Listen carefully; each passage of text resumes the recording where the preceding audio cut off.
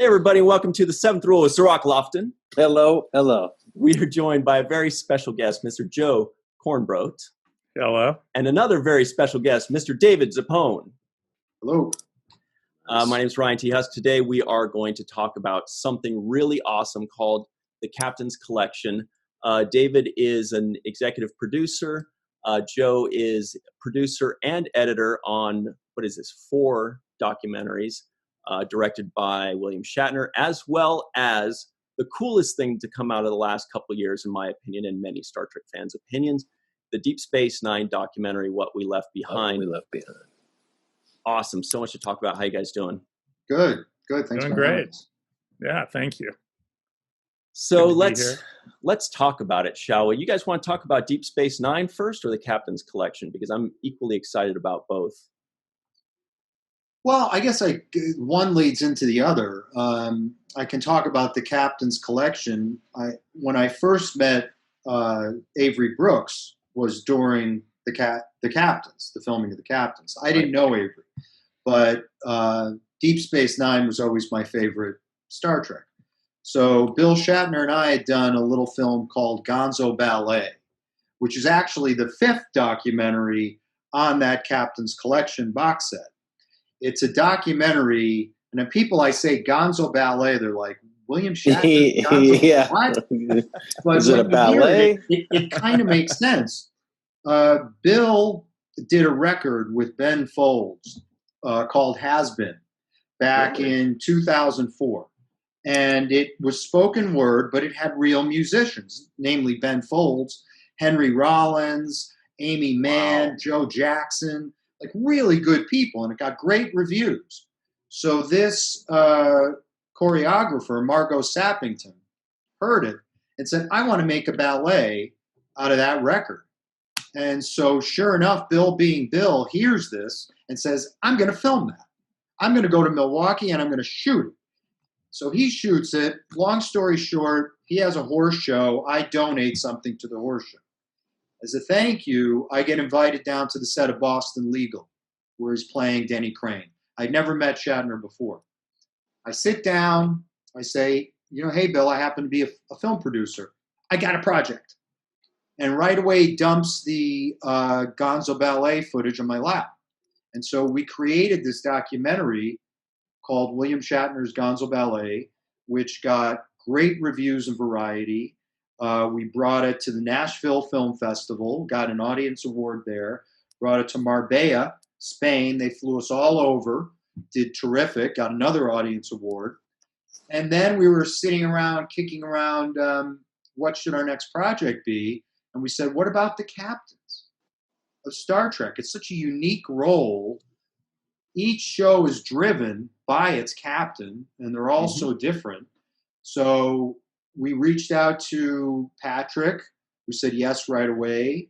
Kate and Scott pretty much said yes right away, but not so much Avery. Avery was very reluctant to do it. But he finally said, have all the other 4 agreed? Said, and then Chris Pine said yes. Right. And so at that point, Avery's like, I have to do this, don't I? And Bill's like, yeah, you kind of do. And so Avery, being Avery, invited us to his home in New Jersey. And we shot the whole thing in his living room. And it's a beautiful exploration, a musical discussion with Avery. I'm sure you guys have seen it. Yeah. And that's where I met Avery Brooks. We still talk about that day. And so then, and excuse me if I'm being a little long-winded here, but I just want to get the Avery connection. So then Avery not only gives us the interview, he says, I have this tremendously talented pianist, a guy named Andy Milne, a jazz pianist, who Avery was touring with. And he said, I think he should be your musical supervisor. So we hired Andy. Andy flew out to LA. Avery flew out and became our musical supervisor. And so the soundtrack you hear in The Captains is Andy Milne, supervised by Avery Brooks. So he became a major part of this film. Then I call him and say, hey, we're going to do a thing at Comic-Con. Would you be interested? He's in Jersey. Would you be interested in flying down and supporting the film? And sure enough, he did. So that led to a friendship between Avery and myself. Then we got the call, the captain's close-up, the captain's was 2011, 97 minutes, did extremely well. The network said to Bill, give us 5 more. Give us spin-offs on each captain. And so Joe and I really focused on Avery's. And we just felt that we really needed to give him the attention that he deserved, because he was so much more than just a Star Trek captain. I mean, this man is a tenured professor at Rutgers University. I mean, phenomenal. So we spent a lot of time. Yeah, that was a. Yeah, so I wasn't involved with the captains. That was done with the feature. That was done with Dave and Bill and Kevin Lane, who is a producing partner of ours. Who he was actually the DP on, as well as the editor on that. And he had started the shells of putting together the episodes for the captain's close-ups. And how I came into that is they needed help, Dave and Kevin. And Dave had befriended a couple editor friends of mine who work for Paramount and said, hey, do you know anybody? He wanted them to do it, but they were too busy. They said, well, yeah, we know a guy. And that was me. And so they said, hey, come in. And we have actually a 3-camera interview with Christopher Plummer and Shatner that was used in The Captains, about 5 minutes. Right. They said, would you cut this into a half-hour episode? And I said, sure. And I submitted to them after a week, and they said, hey, this is great. Can you make it an hour? And I said, no. And then they said, well, we have some interstitials that Shatner did for the Captain's feature, some of which were in there, but, how about if we give you that? And I said, okay, I think I can make this 48 minutes. I was very specific. And they said, all right, great, let's do it. And so we did that. And then they liked it. And I was coming in just to do that. And, here I am now 8 years later. They were doing Get a Life. I helped finish a little of that. And then we jumped into the Captain's close-ups. And the Avery was the first one that I did with Dave. And watching the Captain's feature, I liked it, but Avery, I felt, was not represented as deep as he is. And I read a lot of fan criticism about how he came off in the Captain's feature. And I didn't think it was warranted. And listening to his interview, watching it, he had a lot of really heavy things to say. But he Avery has a certain way of speaking, and it's as it's been said before, it's jazz, it's spoken word, and totally. You have to be aware of a lot of different references that he's talking about, and he'll rattle things off, and everything he's saying is pretty deep, but you got to know where he's coming from and what the significance of Denmark Vesey is, and Chinua Achebe, to understand that he's talking about some really heavy things. But you got to listen to it. And I've grown up around creative people my whole life, so I'm kind of used to that. And so, anyways, but it was very hard to figure out how to best represent him. And I think Dave and I did it, but that one was a head scratcher. That took us at least 5 weeks to really get that half hour down. Yeah.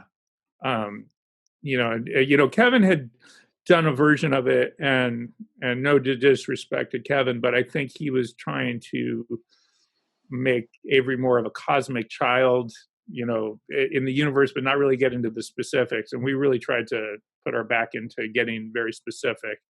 And, Avery was talking about, a lot of things that we're still struggling in with our society that, he and many that came before him have been struggling with, that, perhaps a lot of people until very recently didn't realize the depth of. So I'm very proud of it. go back and watch Avery's half hour now. That was done in 2012, and watch how it resonates to where we are today culturally. It's pretty amazing. But it really, I mean, Joe, you hit it. Our mission was to not fix, but sort of put Avery in a different light than he was featured in the Captain's 90-minute. And we achieved that. Because when I sent it to him, and I've said this publicly before, he called me and he watched it and he said, David, I was in tears when I finished it. So that's led to a friendship now, which has gone on to the present day. And I'm very proud to say that. So, yeah, that was kind of and just to get back to your original question, Deep Space Nine. So I was fortunate enough to meet Ira Behr during that. And so we first interviewed Ira for Avery's Close-Up and Get a Life on the same day. But it was essentially, we wanted to get his opinion on Avery Brooks. So I was just finishing up another feature on the Captain's Collection, which we can talk about, which is Chaos on the Bridge. Yeah. It's the story of the first 3 tumultuous years of Star Trek The Next Generation.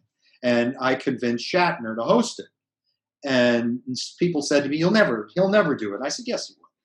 And he loved it, quite frankly. He jumped in and he loved all the infighting and the drama that was going on behind the scenes. Bill threw himself into that.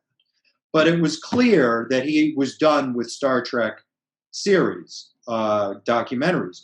So I went to Ira and said, how would you like to be the next Bill for Deep Space Nine? And that was 2013. And then 2019, we released What We Left Behind, which Ira and I co-directed. And it's the film I'm most proud of that I've ever made. Very, very proud of that. No, David, I like the way you skip. You said, so I approached him in 2013, and then 2019 we released it. There was so much work put into that. And well, it was unbelievable. There was a lot. I mean, we started on a shoestring. Like you guys, if you, Sirach, you remember, you were there at the round table.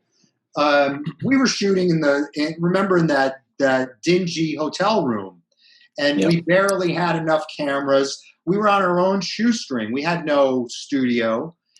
But then we'd go along, and Ira would get a gig. I ended up doing For the Love of Spock. Joe and I kind of went that way. Ira went to Outlander. What, Joe? I was just going to say what happened is we started it, but we were working on Chaos on the Bridge at the time. Right. And Ira had other things. And then I get a call from Ira, like 2015. He's like, hey, Zappone, what if we got all the writers together and like recreated the Deep Space Nine writers room? And like the phone fell out of my hand. I mean, that was the best idea I'd ever heard. So that's what kind of spurred us back up again. And then once we finished Spock and Ira finished Outlander, we decided, all right, let's crowdfund. We need money. So why don't we do an Indiegogo campaign? And they told us, yeah, you'd be lucky if you get 150,000, maybe.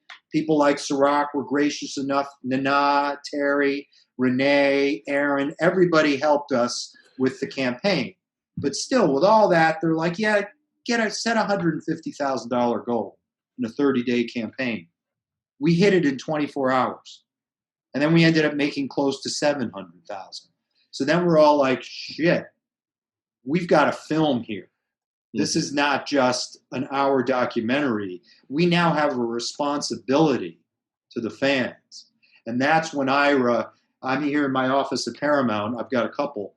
We turned this into just a full production office, writer's room, dry erase board, the whole thing, and just really went to town on this film. The reason we asked for 150,000 is we had shot over the course of 3 years interviews. Yeah. And we didn't work on it all the time. We'd go to the conventions, or occasionally we'd shoot an interview here and there in LA. And, we were like, okay, we've got enough maybe to make an hour out of this. And then once we got the writer's room, it's like, oh, maybe we can make it a little bit longer. But, once we raised almost $700,000, we were like, wow, now we can go back and interview people with much more, and also once we looked at the material, we saw where things might have been lacking, where we didn't have enough to go into certain aspects. And then we're like, wow, now we have a budget. We can go in and we can rent a stage and be there for a week. And we did that twice. We can have Herman Zimmerman build us a set, which is is awesome. Wow. Actually, I'm going through. And Sirach, you remember Jonathan West was our DP on those shoots. I mean, wow. Yeah. Yeah, and he worked with us on DS9, so you know it was a family type of affair. Yeah. Was that the longest documentary that you guys worked on? Did that take the longest to make? Absolutely, yeah. Because even once we got the Indiegogo money, right, Joe, it was 2 solid years. Oh yeah. So 20.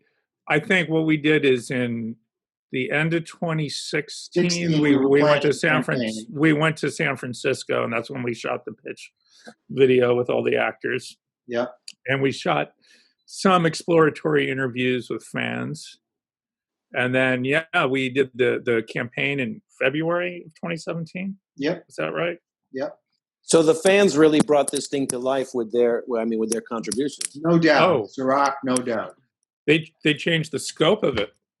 You know, we would have had all those interviews from Vegas without the money that we raised. We were like, wow, now we can get we can get a location, we can get great cameras, not the stuff that we shot before was fine, but we had beautiful cameras. I mean, that's how we remastered the film in 4K. We shot in 4, 5, and 6K for all the interviews that came after the Indiegogo campaign. So we were able to future-proof this film. And instead of me and Joe running around trying to make this documentary, we had the brilliant Ira Stephen Bear as our showrunner. I mean, it was heaven. Yeah, it was heaven. And he treated us like the writers on Deep Space Nine. He was in this office every day. We had meetings every day, moving the cards around the board, had lunch every day as a team, because that's the secret to Ira's success. Joe, I think you agree. Yeah. He creates a team, and everybody contributes to that team. And so that's what I saw. It was phenomenal. And the other two key components to that team that aren't on this Zoom meeting are Kai and Luke. Yep. And Kai, one was our campaign manager for Indiegogo, as well as with Spock for Kickstarter, and also is such a creative force. And Luke and I were the editorial team, even though Kai also was part of put together the writers' room. Shout out to him, very talented. But and Kai, Luke, and I were basically the production side of it. I mean, Dave was there, but we were the ones running around with all the equipment and shooting. My job was to have shouting matches with Ira. That was Well, the fans and all of us appreciate the fact that we got some special interviews that we'll never be able to get again in that documentary.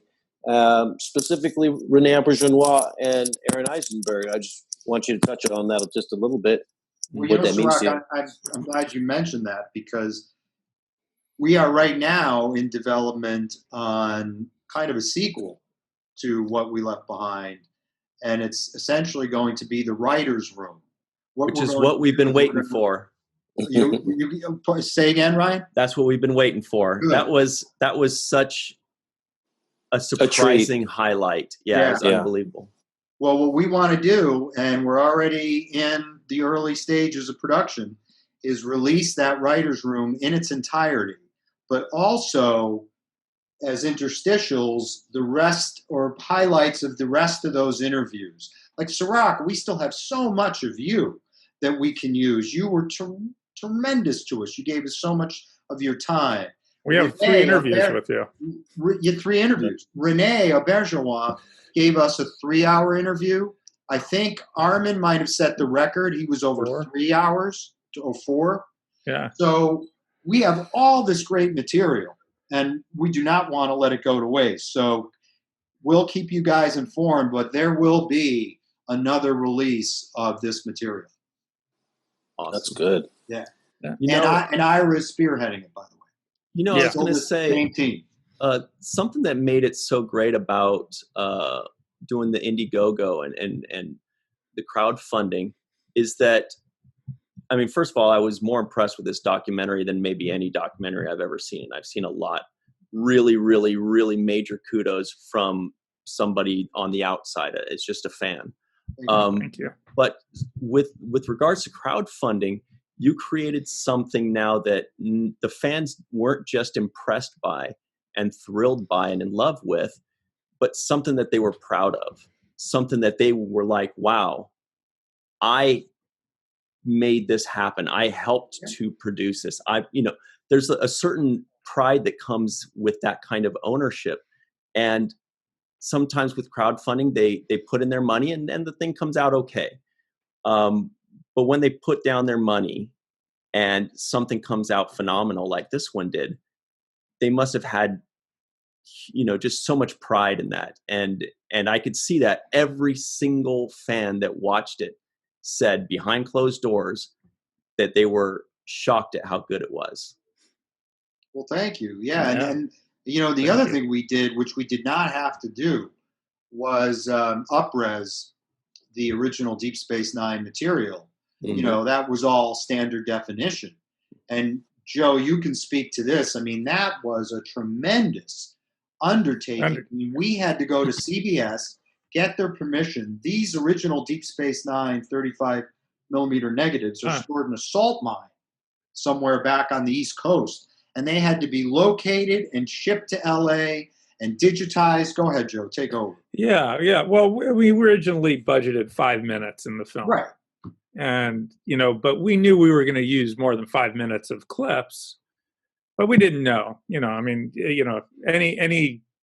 any creative endeavor, you don't know until you're in it what you need. And then that's what you need.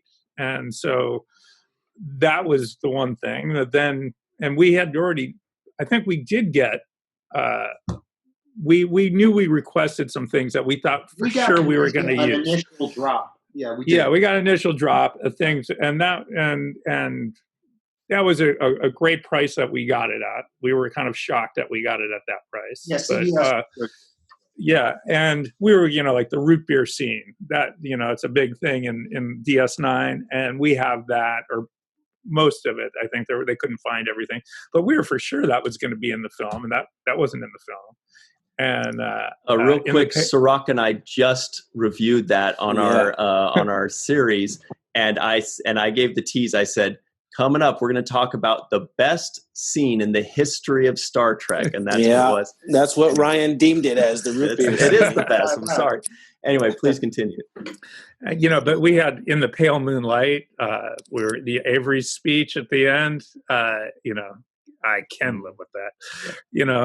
We thought we were going to use all these things, and then Far Beyond the Stars, that amazing. Far Beyond the Stars, which we did use in the film, which we, but okay, so there's that, and then, so we were going to put out the film with this 5 minutes, but we ended up having 22 minutes of footage from the series in the film, and it wasn't until 3 months before we premiered it in Birmingham. We were in Vegas at the convention, Star Trek Las Vegas, and Ari says, "You know what? I think we need to do all of it in HD." And we're all like, "Okay," but we don't know what that means in the sense of how long. We knew. I was pretty positive that we wouldn't have it ready for Birmingham for the premiere, and we didn't. There was just no way possible. We didn't get all that footage until January of 2018. Or when did the film came out? 2019. 2019. So we didn't get it until January 2019. And that also meant all the audio. And, prior to that, we were working with stereo mixes off of, the shows from iTunes. We were able to get all the splits, which is crucial because we actually had all the film rescored by Dennis McCarthy and Kevin Kiner. Wow. All the show clip footage. Dennis knocked off himself so that we weren't hit with publishing and licensing fees for the music. But we had all the sound effects. And, when you make a film, when you turn it over to a distributor, you need to have all the dialogue and all the effects and all the music separated, because for foreign distribution, they may dub it or they'll subtitle it. They'll do different things to it. And then they want it for marketing reasons to make trailers and stuff. So there's a whole back end of things that you need. So we needed all that stuff to deliver the film anyway. But that meant from January of 2019 to when we delivered the film in April, we had it remixed. We had to color correct all that footage. We had to overcut. The score was getting redone. Yeah. We went up crazy. To Skywalker Ranch up north of San Francisco, right? Marin County. Yeah, they were nice enough to have us up there. Yeah, we went there twice. We went there. We went there for Birmingham before we premiered the film in Birmingham. But I guess, Chirac, were you in LA for the Paramount screening? I was there for the Paramount screening. Yes. So I was actually in the UK already because my in-laws' 60th anniversary was a week before we premiered at Birmingham. So I had made a trip with the wife to go see the family and do that. But we didn't finish mixing the film until I think I got back on a Friday night, and then I left to go to the UK. And the following week, it was the Paramount screening, and Luke had to get the whole thing together and get all this down, all the audio mixes, and that was a whole crazy thing. And so then, and what I had told Ira, because he's like, I want the finished film in October when we premiere it. And I said, look, we just can't do it. We're not gonna have all that, all the overcut, the HD footage. We're not going to have the finished score, and we're going to see it, and we know we're going to change something. I guarantee you we're going to change this film, and we did. We made little subtle, tweaks here and there, but that was once you already have this unwieldy beast and all that stuff happens, it's hard to maneuver around all that. I mean, it sounds easy to make a change, but there's a lot of technical things dealing with the mixes and stuff, and we remixed the film. We got, how many terabytes do I have? 70 terabytes of Star Trek dailies, Deep Space Nine dailies. And what CBS did for us is they said, look, we're not going to find the shots for you. We're going to say, oh, they shot it on this day, and we're going to give you all the film reels from that day. We're going to scan it for you and give it to you as, these DPX sequences, but it's a lot.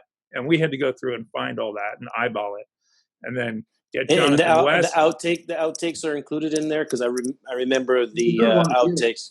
Yeah, we had some. We also had Ron Moore had donated a lot of his VHS dailies, not everything, but he had donated a bunch to USC Film School, and I digitized a bunch of tapes. He had dailies for episodes over all the years, so we had, I don't know, at least 100 hours of dailies on VHS, which we used and recreated some scenes that never made it into the shows. Like there's one in the fire caves with Sirach with you and Penny and Avery that just didn't make it into that episode where you guys are actually paw race and trying to entice Avery or to entice Cisco to turn back and not do what he's going to do.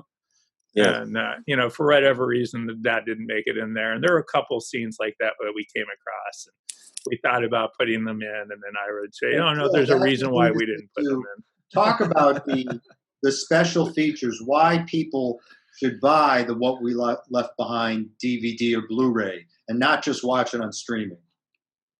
Oh, well, all the special features that we put together, there were so many things that were in the film and then they weren't in the film, or in various iterations. I mean, we'd watch the film every week or every other week and say, do we need that? Maybe that can go, but you know what, we need to add something else here, or that's not explored. And so we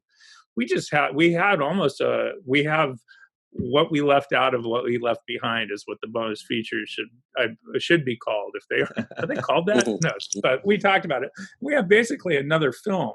Yeah, there's another couple of hours on that. That Blu-ray, and it's not as well produced technically, because we were working with lower res material, and we color corrected, but we did all the mixing ourselves and things like that. But originally we're going to open the film with this professor, John Putman, giving a brief history of Deep Space Nine, which is on that bonus feature. And it's fun. As an unruly student in the class.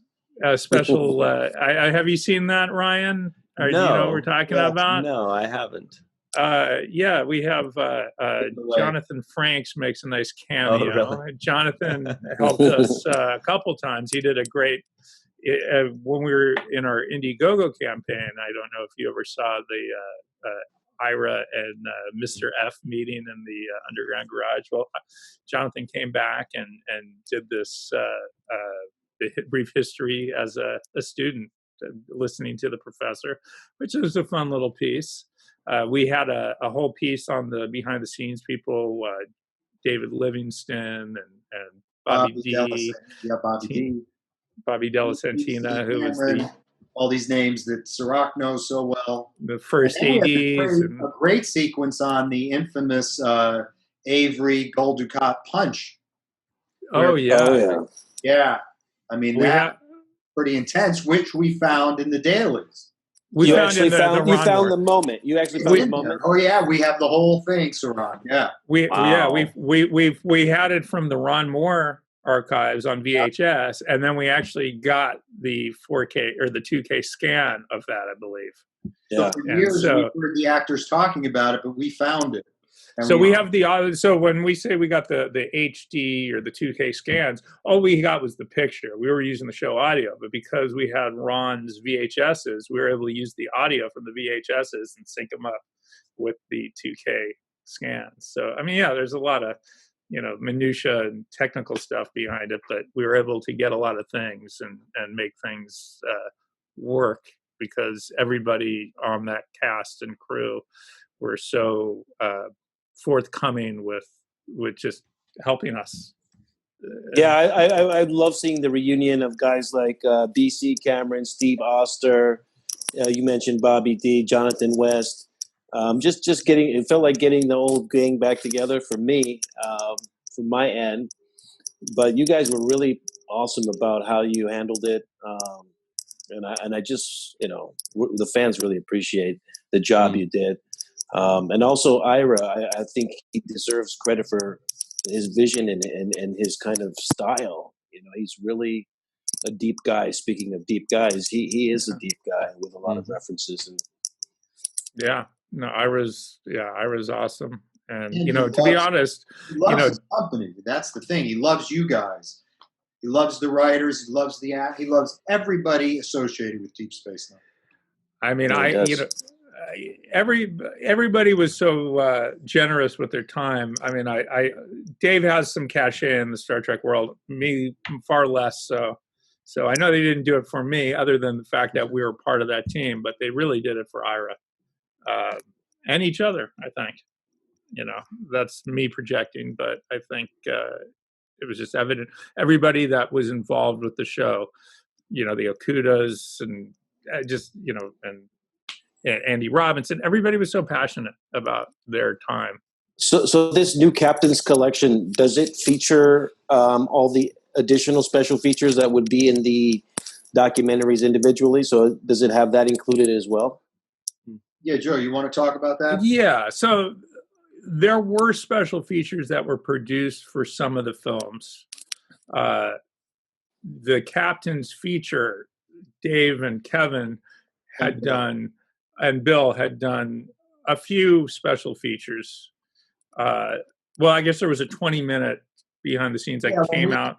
The day we shot, I had just moved back onto the lot, and I was able to convince Paramount to let us film Shatner and Pine together for the first time. I mean, they essentially had never met. And so we were able to film right in front of the Paramount Theater their first meeting. And that day they had a crew that shot the whole behind the scenes making of it. But I'll just say, this is kind of a funny aside. The only reason that came together, because again, Bill and Pine just didn't know each other because Bill wasn't in Star Trek 2009. But Chris Pine and I shared the same trainer. and he used to run the Paramount Gym. So he would schedule Chris and I back to back. So we kind of got to know each other. And then finally, after he was comfortable with me, I popped the question, would you be in this documentary? And he reluctantly said yes, because he hates doing interviews. So I have my trainer to thank for Chris Pine being in The Captains. Mark, your trainer, Mark. Shout out to Mark. Yeah. You know, David, you have an interesting perspective because you've had the opportunity to work with so many of the captains in a kind of intimate relationship. Is there anything that you learned about them that dispelled whatever the rumor or the myth or stereotype of the captain was? Is there working with people that just said, "Oh no, they're not like what people say they're like"? Well, that's a great question. Well, some people had said about Shatner, he's difficult to work with, or ego. And the minute he threw himself into this project, the ego went, if there was ego, went out the door. And other people said, oh, he's just going to put his name on it. He's not going to sit there and watch all the different cuts. We would go to his office and sit for 3 and 4 hours at a time and go through each edit, and he would have specific notes and was passionate about them. But would also, the other thing was he'd come into an interview, and he did all the interviews. Well, not all of them. It's a combination of, if you don't see Bill on camera, it usually means I'm doing the interview. So I would fill in a lot of them. But he did the primary interviews. And he would come in with a set list of questions. And then at the end, Joe, he did this when you were around too. Dave, Kevin, Joe, anything else? And would allow us all an opportunity to fill in any blanks. So I saw him to be an incredible director and filmmaker. Same thing on The Next Generation. He didn't know anything about Star Trek The Next Generation. Then it turned out that he knew Maurice Hurley, who was the showrunner of the first 2 years of Next Generation. And once he did the interview with Maury, he was so passionate and so focused on what this film needed to be. It was amazing. So I'll say that about him. Patrick, you think Sir Patrick. I just emailed Patrick the other day. He emailed me back like that. He is the most unassuming, pleasant, respectful person. Kate's what I figured she would be, an incredibly strong woman. Brilliant, smart as a whip, sharp. Scott Bakula, as nice as you would figure he would be. Just a sweet guy. And Avery, I kind of already spoken about. I can't say, if you told me, because I was the guy in the 90s that loved Deep Space Nine, when it wasn't getting all the love, and it was on syndication, Voyager, I was like, no, Deep Space Nine is the show. If you told me in 2020 I'd be getting weekly calls from Avery Brooks, I tell you, you're crazy. But anyway, it's my impression of the captains. Sweet. We do want to remind everybody that's listening in or watching that we will include the links down below in the description box of this video so that you can purchase this awesome box set. So, let's take the guesswork out of it, guys. Like, just look right down below. It's right there. The holiday season is coming up. Nobody wants to go into stores right now. So just click the button, purchase these things. Very quickly, I do want to go over exactly what it is. It's called the Captain's Collection. It's a Blu-ray set with 4 acclaimed Star Trek documentaries directed by William Shatner. That's the Captains. William Shatner's Get a Life. That is notorious. The Captain's Close-Up 5-episode miniseries, which we discussed, and with Chaos on the Bridge. Go ahead. 6 bonus episode with Chris Plummer, which has never been. Wow. Yeah. There's tons of bonus footage. And by the way, I did want to also throw in that when I did watch the premiere of the Deep Space Nine documentary, I was shocked that after it was over, whatever it was, 2 hours later, all I was thinking about was I could literally sit here for 2 more hours and watch more of this. And so I'm really looking forward to that bonus footage. And I'm assuming the same will be said for the bonus footage in the Captain's Collection. which we covered a little bit. Let's talk about that briefly. So you hit everything in the Captain's Collection. Also Chaos on the Bridge, right? Which we discussed. So that's on there. And Joe and I, when Shout Factory approached us and said, we want to do all of these together for the first time in Blu-ray. Brilliant. We said, well, this is our opportunity to give some major special features. And I want to stress. Well, we also want to stress that these are the first time they're all on Blu-ray. Prior to that, they were all on DVD. So these are for anybody who has a nice newer television. You're really going to see the quality of these films now. So there's 2 editions of the Captain's close-ups. Correct, Dave? Yes. So there's Shout Factory has a special edition, which has a bunch of extras on there that are not on. I think if you purchase it off of Amazon, it's just the original shows and some of the bonus content that was created for those shows. Some have more than others, but what Dave and I did is, and this was a post-COVID situation, because Paramount shut down on, was it March 17th? Yeah, I mean, I was on the East Coast. I got a phone call from Paramount saying in 2 hours we're shutting down the office for good, until this order. Closing the lot. So I called Joe in LA and said, Joe, you need to get over. And I was able to get him on the lot, and right in the middle of the night. Yeah. It was raining, and I have a Mini, so it's a very small car. I drove over to stage 18 or across from 18, and I grabbed every hard drive that we had. Some are big, and I dragged them to my house. And so when Shout said, "Hey, we want to do this," I had all the material, and Dave and I went through and we said, all right, this is what we have. And they said, okay, we're interested in that and that and that. And Bill, Mr. Shatner, had to approve of. Yeah, we ran everything by Bill. Everything. We had some things he said, no, I don't want that. And so, he definitely, he has input on this. He's not a hands-off guy. And I appreciate that. He's very direct, and he lets you know what he likes and what he doesn't like very quickly, which is sometimes a breath of fresh air, even if it's a little uncomfortable. And so what we have put on this, so we have Gonzo Ballet, of which we spoke about. This is on the bonus disc that is only available from Shout, and that's an hour, or is it an hour and a half? Yeah, an hour piece. We have Walter Koenig's full interview from the Captains, what was not seen in the Captains. I mean, maybe just a couple minutes of that. So there's about 20 minutes of William Koenig. Grace Lee Whitney, one of the last interviews she gave, that a small portion of was in the Captains.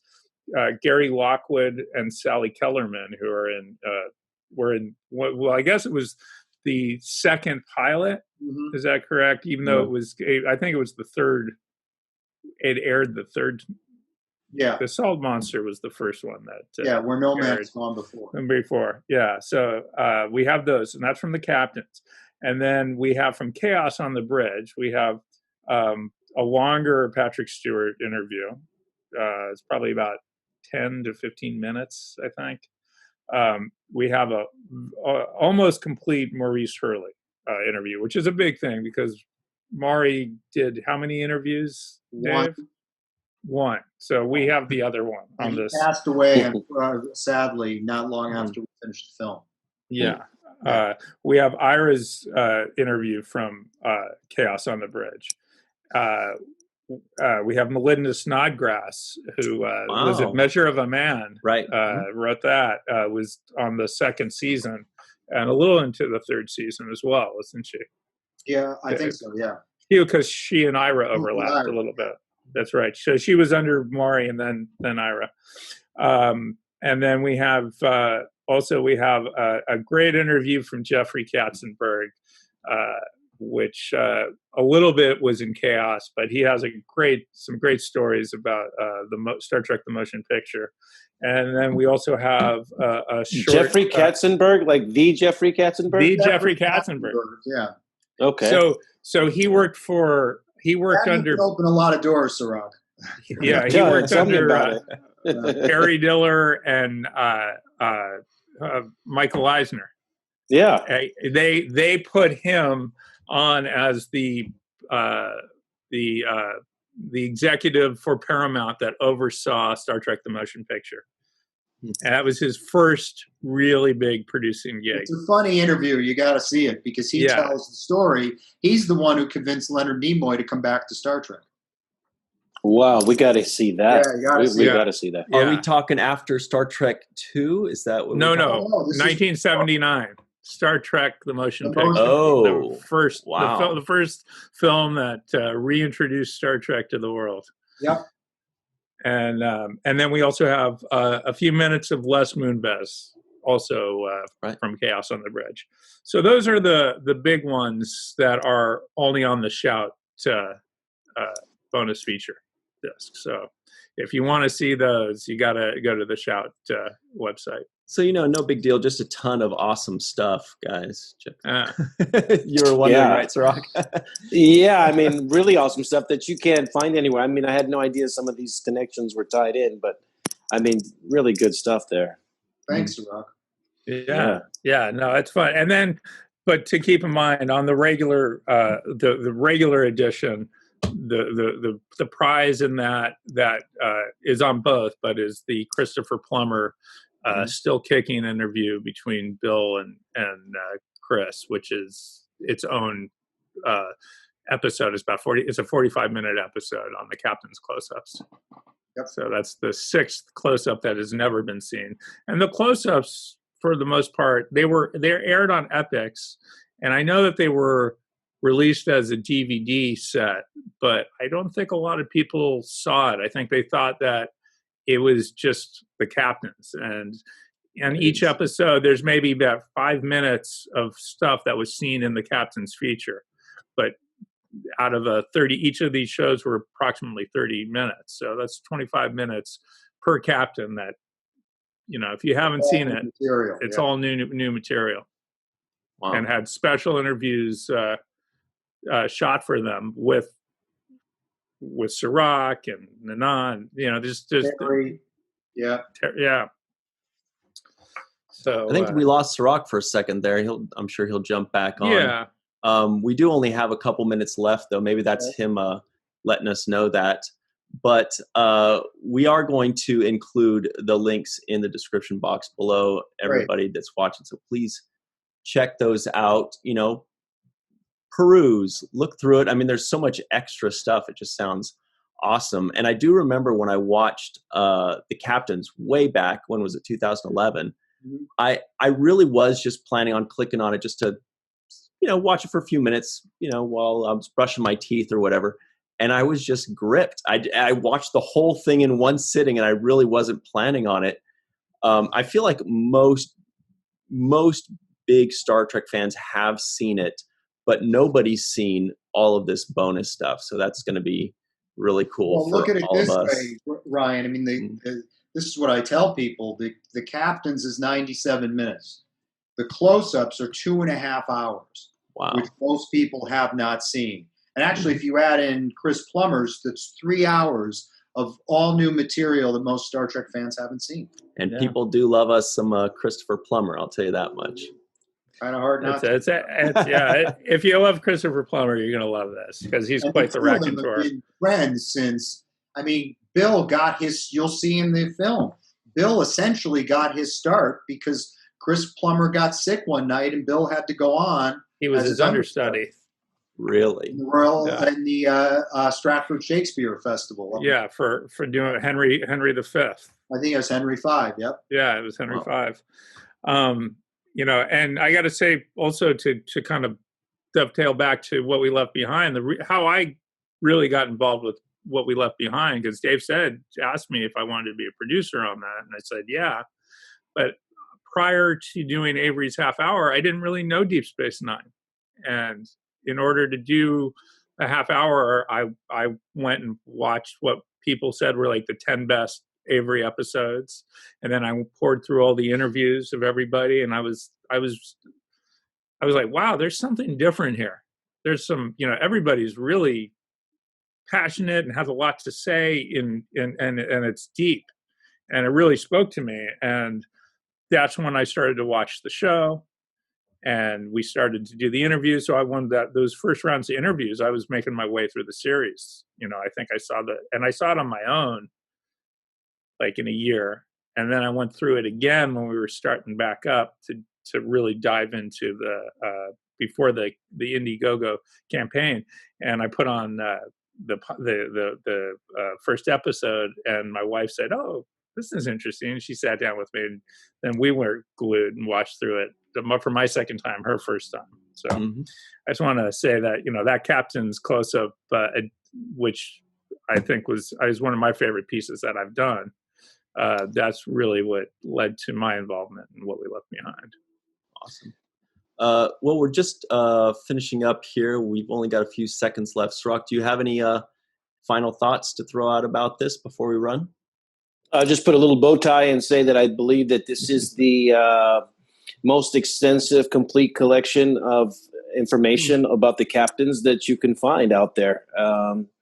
You will be thoroughly entertained for multiple hours. So this is the place to go if you're interested in getting that kind of insight onto what makes the captains tick and how they are as people.